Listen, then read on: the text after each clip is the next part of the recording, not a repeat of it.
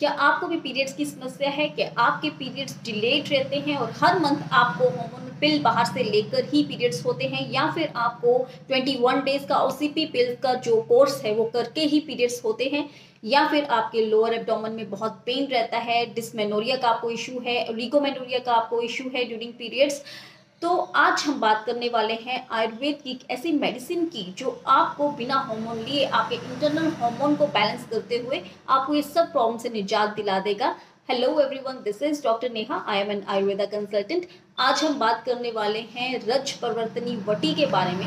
रज परिवर्तनी वटी जो कि आयुर्वेद के क्लासिकल मेडिसिन है, इसका वर्णन हमें वैशज्य रत्नावली ग्रंथ में मिलता है। इसमें स्त्री रोगा अधिकार में इसका हमें वर्णन मिलता है। बात करते हैं रज परिवर्तनी वटी की। तो रज परिवर्तनी वटी के जो कंटेंट्स होते हैं, क्योंकि आयुर्वेद ऐसा मानता है कि जितनी भी गायनेकोलॉजिकल प्रॉब्लम्स हैं या फिर लेडीज रिलेटेड प्रॉब्लम हैं वो वात दोष के कारण होती हैं, कि वात दोष बढ़ जाता है उसके कारण वो सब प्रॉब्लम्स होती हैं।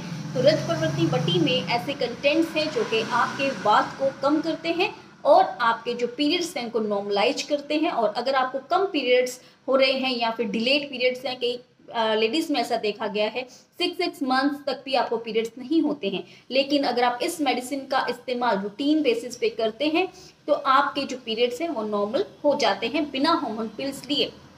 तो इसके अगर हम कंटेंट्स देखते हैं तो इसमें है घृत कुमारी। घृत कुमारी मतलब एलोवेरा।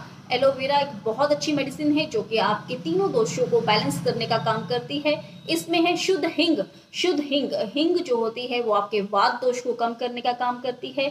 इसमें है Kasis Bhasma. Kasis Bhasma is the ferrous sulphate. Ferrous sulphate as you know कि कम पीरियड्स होने का एक रीजन अनीमिया भी होता है। कुछ लेडीज में एचपी बहुत डाउन होता है, आयरन की बहुत कमी होती है, that is the basic reason कि आपके पीरियड्स कम होते हैं। तो फेरस सल्फेट जो कासीस बसम आयुर्वेद की इसमें है वो आपके आयरन कंटेंट को इम्प्रूव करने में हेल्पफुल होती है।